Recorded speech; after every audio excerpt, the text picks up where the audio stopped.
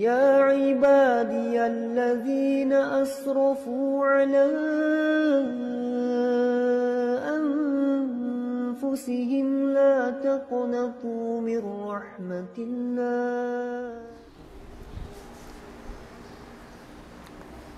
إن الحمد لله نحمده ونستعينه ونستغفره ونعوذ بالله من شرور أنفسنا ومن سيئات أعمالنا من يهده الله فلا مضل له ومن يضلله فلا هادي له وأشهد أن لا إله إلا الله وحده لا شريك له وأشهد أن محمدا عبده ورسوله يا أيها الذين آمنوا اتقوا الله حق تقاته ولا تموتن إلا وأنتم مسلمون يا أيها الناس اتقوا ربكم الذي خلقكم من نفس واحدة وخلق منها زوجها وبث منهما رجالا كثيرا ونساء واتقوا الله الذي تساءلون به والأرحام إن الله كان عليكم رقيبا يا أيها الذين آمنوا اتقوا الله وقولوا قولا سديدا يصلح لكم أعمالكم ويغفر لكم ذنوبكم ومن يطع الله ورسوله فقد فاز فوزا عظيما أما بعد فإن أصدق الحديث كتاب الله وخير الهدي هدي محمد صلى الله عليه وسلم وشر الأمور محدثاتها وكل محدثة بدعة وكل بدعة ضلالة وكل ضلالة في النار اللهم صل وسلم على نبينا محمد وعلى آله وصحبه ومن تبعهم بإحسان إلى يوم القيامة. Jemaah sekalian rahimani wa rahimakumullah. Puji syukur senantiasa kita panjatkan kehadirat Allah Subhanahu wa taala yang telah berikan kita begitu banyak nikmat yang tidak terhitung jumlahnya. Kita diperintahkan untuk mensyukuri nikmat tersebut, setidaknya agar nikmat tersebut ditambahkan oleh Allah Subhanahu wa taala dan kita jauhkan dari azabnya Allah Subhanahu wa taala. Salawat dan salam tak lupa pula kita kirimkan kepada baginda Rasulullah sallallahu alaihi wasallam. Semoga kita termasuk pengikut beliau yang setia, yang selalu istiqomah mengikuti tuntunan beliau sallallahu alaihi wasallam dan berhak mendapatkan syafaat dari beliau sallallahu alaihi wasallam di akhirat kelak. Sebagai khatib, saya mewasiatkan kepada diri saya pribadi dan kepada jamaah sekalian, marilah senantiasa kita berusaha untuk selalu meningkatkan ketakwaan kita kepada Allah Subhanahu wa taala, menjalankan perintahnya, menjauhi segala larangannya, dengan selalu merasa diawasi oleh Allah Subhanahu wa taala dalam setiap gerak-gerik kita. Jemaah sekalian rahimani wa rahimakumullah. Setiap muslim pastilah bersaksi mengakui bahwa Muhammad sallallahu alaihi wasallam adalah hamba dan Rasulullah. Tapi tidak semua muslim memahami hakikat yang benar dari makna syahadat Muhammadur Rasulullah. Dan juga tidak semua muslim memahami tuntutan dan konsekuensi dari syahadat tersebut. Hal inilah yang mendorong kita semua untuk bersama-sama menyimak khutbah pada kesempatan ini. Jemaah sekalian rahimani wa rahimakumullah. Makna dari syahadat Muhammadur Rasulullah adalah pengakuan lahir batin dari seorang muslim bahwa Muhammad adalah hamba dan utusan Allah, Abdullah wa Rasulullah, yang diutus untuk semua manusia sebagai penutup rasul-rasul sebelumnya. Jemaah sekalian rahimani wa rahimakumullah. Dari makna di atas bisa kita petik bahwa yang terpenting dari syahadat Muhammadur Rasulullah adalah dua hal, yaitu bahwa Muhammad itu adalah Abdullah, hamba Allah, dan Muhammad itu adalah Rasulullah, utusan Allah. Dua hal ini merupakan rukun syahadat Muhammadur Rasulullah. Katakanlah, sesungguhnya aku ini hanya seorang manusia seperti kamu yang diwahyukan kepadaku. Al-Kahfi ayat 110. Syekh Muhammad bin Saleh Al-Utsaimin menjelaskan dalam ayat di atas, Allah memerintahkan nabinya untuk mengumumkan kepada manusia bahwa dia hanyalah seorang hamba sama seperti kalian, bukanlah Rabb atau Tuhan. Innama ana abdun faqulu abdullah wa rasuluh. Aku hanya seorang hamba, maka katakanlah hamba Allah dan Rasulullah. Hadis riwayat Bukhari dan Muslim. Syekh Al-Utsaimin berkata, aku hanyalah hamba, yakni aku tidak punya hak dalam rububiyah dan juga dalam hal-hal yang menjadi keistimewaan Allah Subhanahu wa taala. Jemaah sekalian rahimakumullah, keyakinan bahwa Muhammad adalah hamba Allah menuntut kepada kita untuk mendudukkan beliau di tempat yang semestinya, tidak melebih-lebihkan beliau dari derajat yang seharusnya, sebab beliau hanyalah seorang hamba yang tidak mungkin naik derajatnya menjadi Rabb. Dari sini termasuk sebuah kekeliruan yang besar jika ada yang beristi'anah, beristighosah, memohon kepada Nabi untuk mendatangkan manfaat dan menolak mudarat, sebab hal itu adalah hak mutlak Allah Subhanahu wa taala sebagai Rabb. Katakanlah, sesungguhnya aku tidak kuasa mendatangkan sesuatu kemudaratan pun kepadamu dan tidak pula suatu kemanfaatan. Al-Jin ayat 21.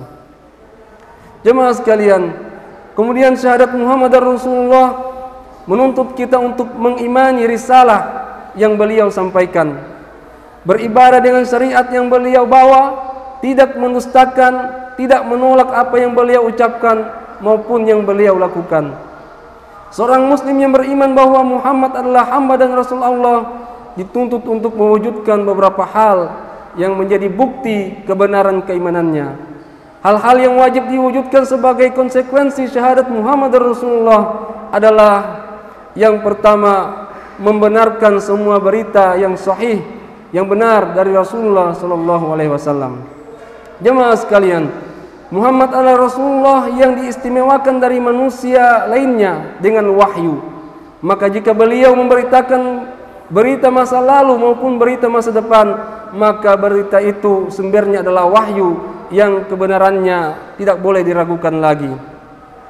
Di antara berita-berita dari Rasulullah SAW yang wajib kita terima adalah berita tentang tanda-tanda hari kiamat, seperti munculnya Dajjal, turunnya Nabi Isa, terbitnya matahari dari barat, berita tentang pertanyaan di alam kubur, azab dan nikmat kubur. Begitu juga berita tentang datangnya malaikat maut dalam bentuk manusia kepada Nabi Musa untuk mencabut nyawanya, lalu Nabi Musa menamparnya hingga rusak salah satu dari matanya.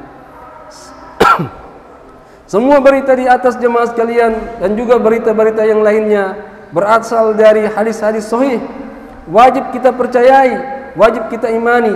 Jangan sekali-kali kita dustakan dengan alasan berita itu bertentangan dengan akal sehat atau bertentangan dengan zaman. Kemudian yang kedua, jemaah sekalian rahimani wa rahimakumullah, mentaati Rasulullah sallallahu alaihi wasallam. Seorang muslim wajib taat kepada Rasulullah sebagai perwujudan sikap pengakuan terhadap kerasulan beliau. Barang siapa yang mentaati Rasul itu, sesungguhnya ia telah mentaati Allah. An-Nisa ayat 80. Syekh Abdul Rahman Nasir As-Sa'di berkata, setiap orang yang mentaati Rasulullah SAW dalam perintah-perintah dan larangan-larangannya, dia telah mentaati Allah. Sebab Rasulullah tidak memerintahkan dan melarang kecuali dengan perintah, syariat dan wahyu yang Allah turunkan. Taat kepada Rasulullah SAW mempunyai dua sisi.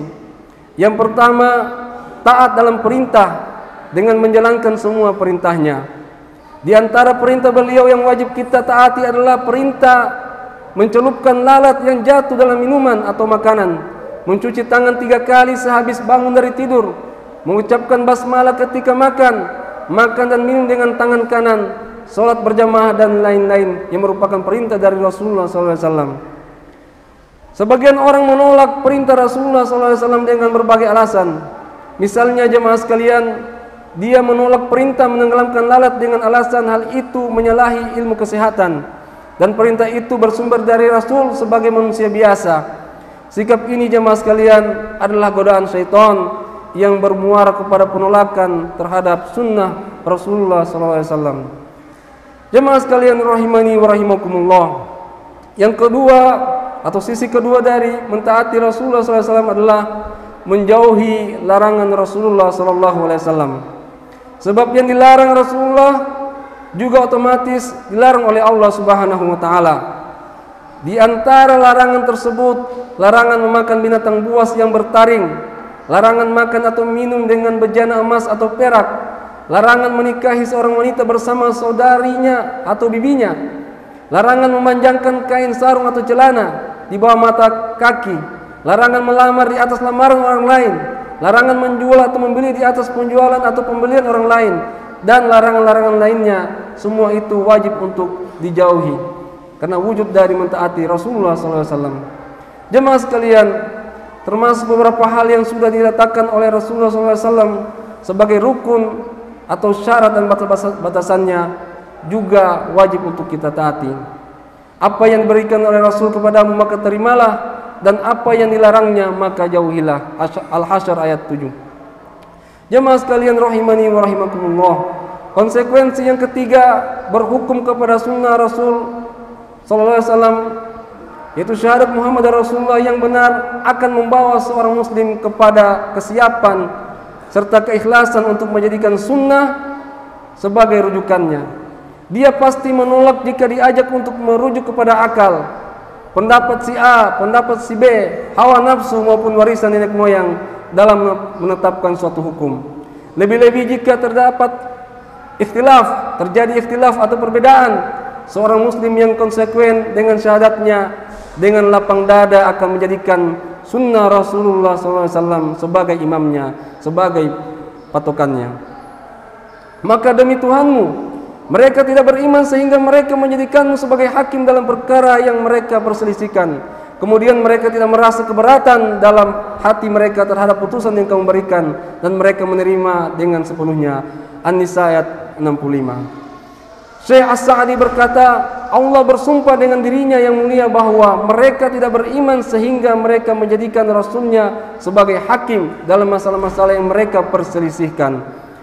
Lanjut beliau, dan berhukum ini belum dianggap cukup sehingga mereka menerima hukumnya dengan lapang dada, ketenangan jiwa, dan kepatuhan lahir batin. Jemaah sekalian rahimani wa rahimakumullah, haruslah kita ketahui bahwa sikap penolakan terhadap hukum Rasulullah SAW dalam masalah-masalah ikhtilaf adalah termasuk sifat kaum munafikin. Apabila dikatakan kepada mereka, marilah kamu tunduk kepada hukum yang Allah telah turunkan dan kepada hukum Rasul, niscaya kamu akan melihat orang-orang munafik menghalangimu dengan sekuat-kuatnya dari mendekati kamu. An-Nisa ayat 61. Ibnu Abbas berkata, hampir saja Allah Subhanahu wa taala menghujani kalian dengan batu dari langit. Saya berkata, Rasulullah telah bersabda begini, sedangkan kalian berkata, tapi Abu Bakar dan Umar berkata begitu. Asy-Syaikh Al-Utsaimin berkata, jika seorang menggunakan ucapan Abu Bakar dan Umar untuk menentang sabda Rasul bisa menyebabkan turunnya siksa, hujan batu, maka apa dugaan kita dengan orang yang menentang sabda Rasulullah SAW dengan ucapan orang yang jauh di bawah derajat dari Abu Bakar As-Siddiq dan Umar radhiyallahu anhu? Tentu saja dia lebih berhak mendapatkan siksa. Barakallahu li wa lakum fil Qur'anil azim wa nafa'ani wa iyyakum bima fihi minal ayati wa dzikril hakim. Aqulu qawli hadza wa astaghfirullahal azim li wa lakum innahu huwal ghafurur rahim.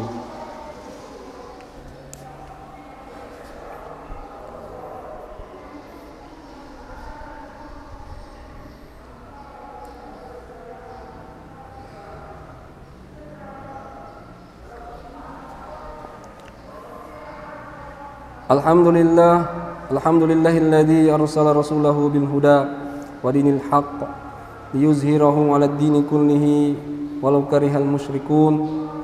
Asyhadu an la ilaha illallah wahdahu la syarikalah wa asyhadu anna Muhammadan 'abduhu wa rasuluh. Sallallahu ala nabiyyina Muhammadin wa ala alihi wa ashabihi wa sallim tasliman katsira. Qala ta'ala, ya ayyuhalladzina amanu taqullaha haqqa tuqatih ولا تموتن إلا وأنتم مسلمون.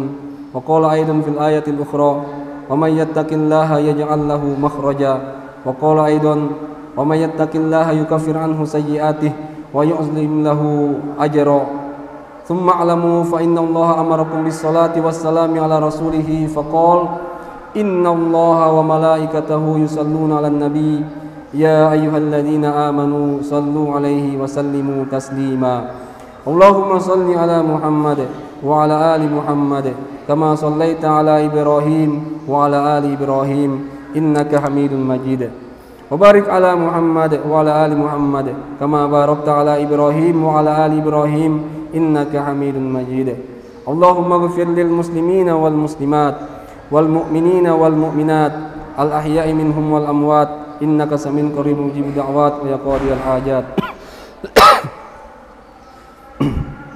اللهم أرنا الحق حقا وارزقنا اتباعه وأرنا الباطل باطلا وارزقنا اجتنابه ربنا آتنا في الدنيا حسنة وفي الآخرة حسنة وقنا عذاب النار ربنا هب لنا من أزواجنا وذرياتنا قرة أعين واجعلنا للمتقين إماما سبحان ربك رب العزة عما يصفون وسلام على المرسلين والحمد لله رب العالمين وصلى الله على محمد وعلى آله وصحبه وسلم وقيموا الصلاة